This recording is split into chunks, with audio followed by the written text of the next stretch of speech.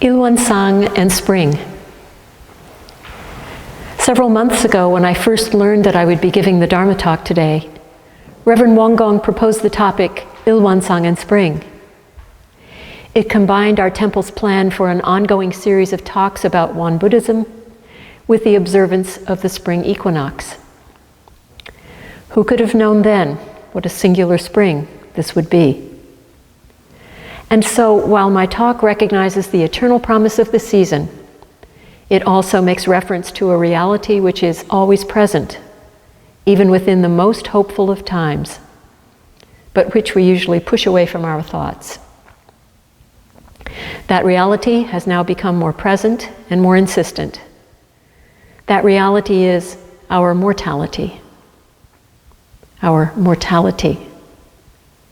How does this word make you feel? Stressed? Fearful? Angry? Then let's begin with something familiar and reassuring.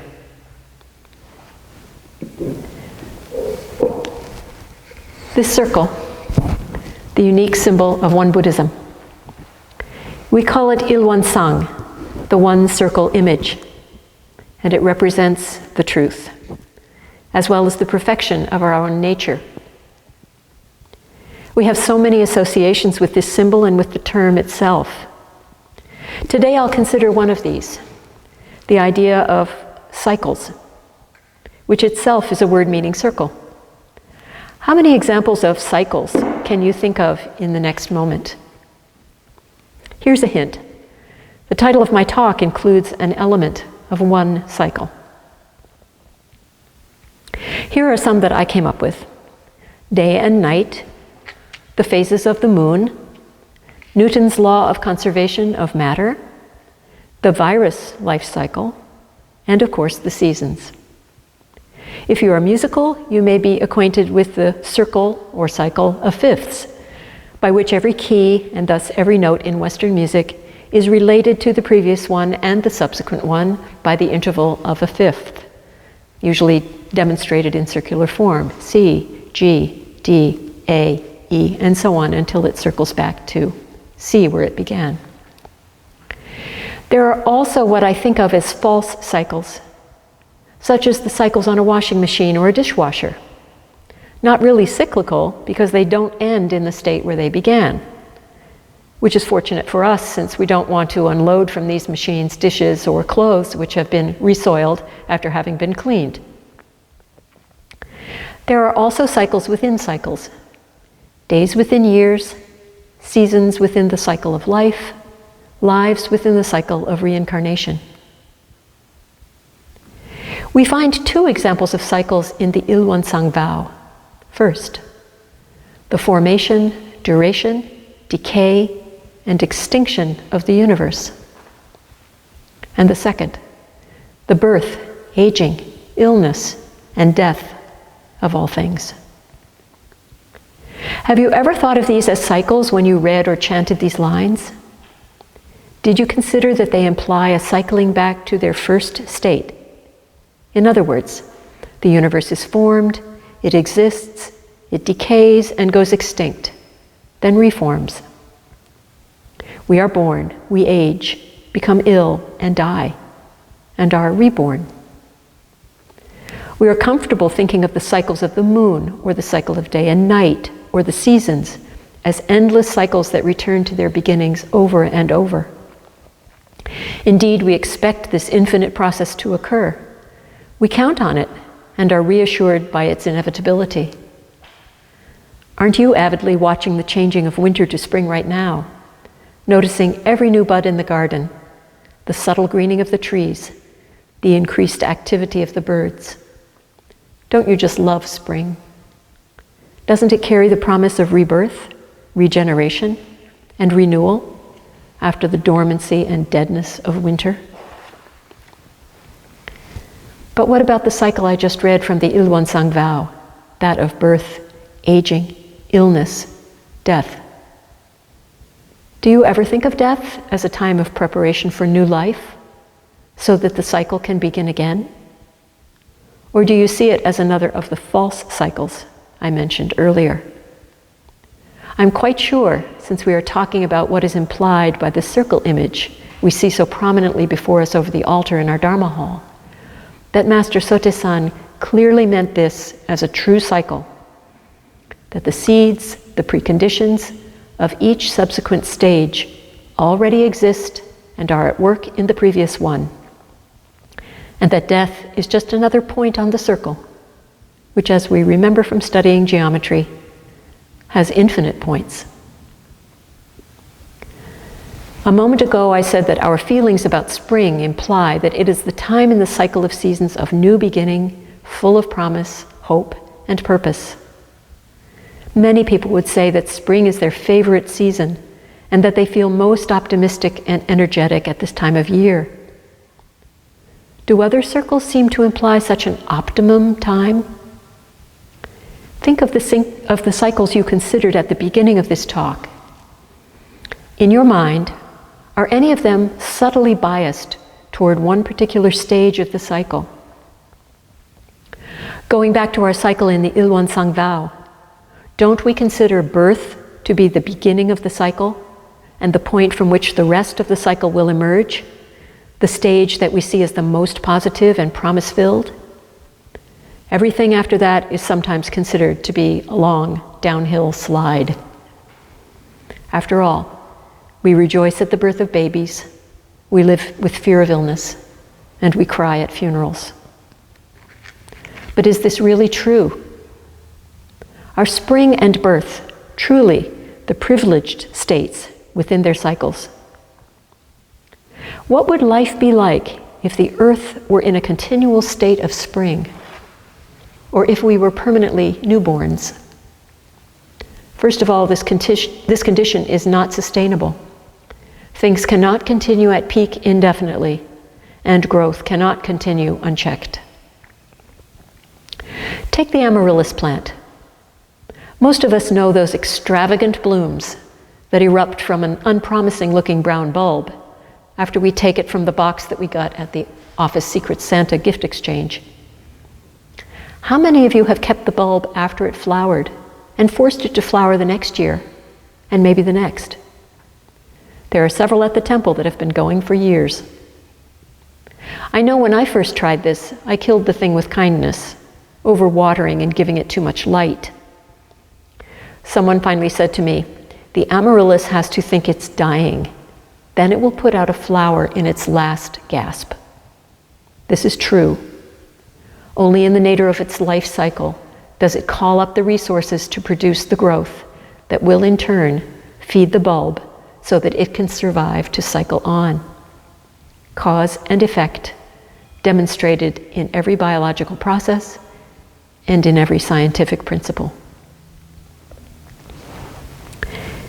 The Asian concept of yin and yang explains this underlying truth of cause and effect, going beyond scientific process to examine the alternating predominance of opposites. This image of yin-yang also reminds us that each state contains an element of the other, represented by the small circle of the opposite color within the larger field.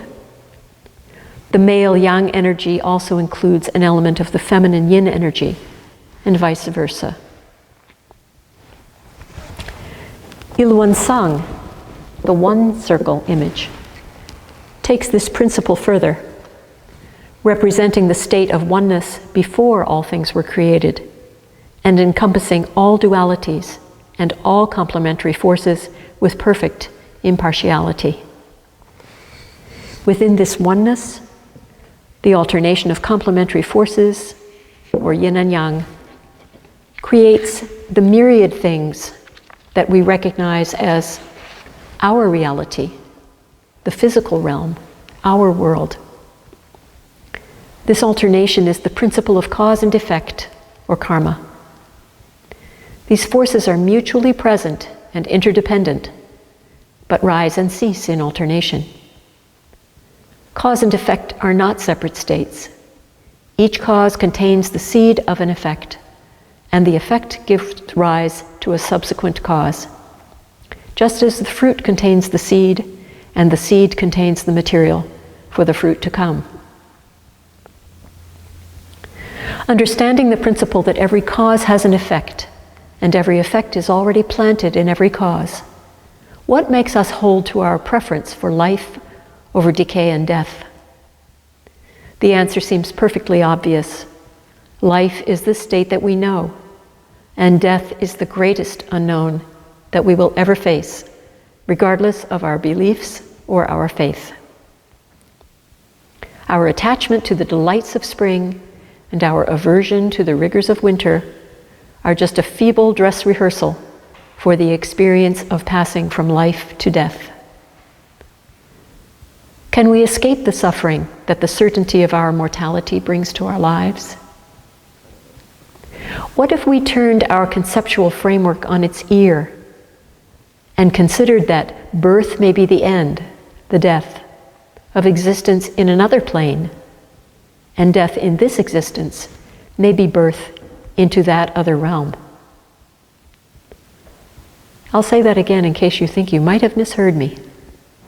Consider that birth may be the end, the death, of existence in another plane, and death in this existence may be a birth into that other realm. Concepts such as birth and death are constructs of our own making, which enable us to come to terms with the experience of our world. But experience is subjective, and our concepts are too. With concepts comes the ego drive to form judgments and preferences, which serve to cement our notions of who we are as individuals. For example, my name is Lara. I am 70 years old.